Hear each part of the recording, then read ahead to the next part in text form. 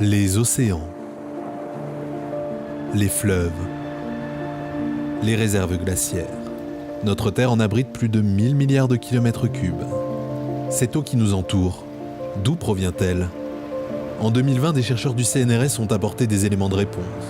Laurette Piani et Yves Marocchi, cosmochimistes, ont publié un article qui a bousculé nos théories sur la question.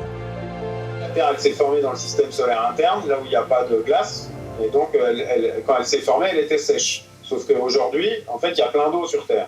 Donc, comment on apporte cette eau ? Et donc, la théorie avant notre article, c'était de dire, on forme la Terre dans les zones internes qui sont sèches, et puis on fait venir des corps hydratés et humides de la partie externe qui viennent s'écraser sur Terre pour amener l'eau. Donc, c'était un modèle en 2 temps. On formait une première Terre sèche, et ensuite, il fallait amener de l'eau des zones externes du système solaire. Et si finalement l'eau était présente sur la Terre depuis ses débuts ? C'est en tout cas la conclusion des 2 chercheurs qui se sont intéressés à la formation de la Terre et sa composition chimique primaire. Plus précisément, ils ont étudié les propriétés des météorites qui se sont imbriqués et ont composé la planète que nous habitons. Un type de météorites, les chondrites à enstatite, leur ont permis de remonter le temps jusqu'à la naissance de la Terre. Ces chondrites à enstatite, elles ont une particularité vraiment importante. C'est que du point de vue de leur composition chimique fine, plus exactement de leur composition isotopique, de plein d'éléments différents, éléments chimiques différents, ces météorites, les chondrites à enstatite, elles ressemblent aux roches terrestres. Et c'est celles qui ressemblent le plus aux roches terrestres que l'on connaisse. En fait, on étudie les chondrites parce que c'est vraiment des objets qui se sont formés dans les 5 premiers millions d'années du système solaire et qui depuis n'ont pas changé. Donc on a vraiment, en gros...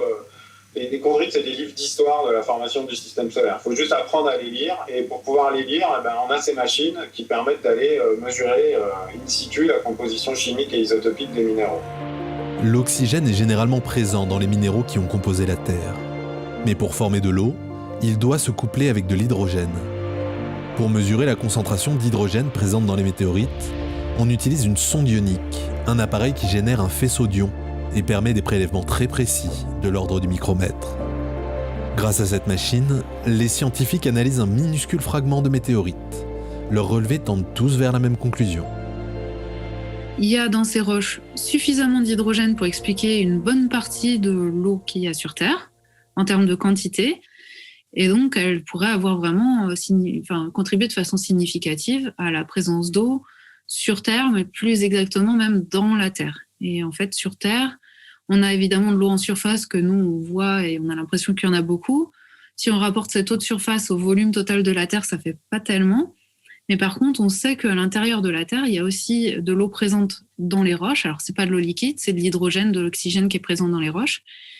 Et quand on regarde la composition chimique et isotopique de cette eau dans les roches, cet hydrogène dans les roches, il est très proche de celui qu'on a dans les chondrites à enstatite. Dès sa création, notre planète bleue aurait donc possédé tous les éléments pour créer de l'eau. Au-delà des ressources aquatiques que nous connaissons aujourd'hui, la présence de molécules d'eau aurait eu un impact fondamental sur la forme qu'a pris la Terre.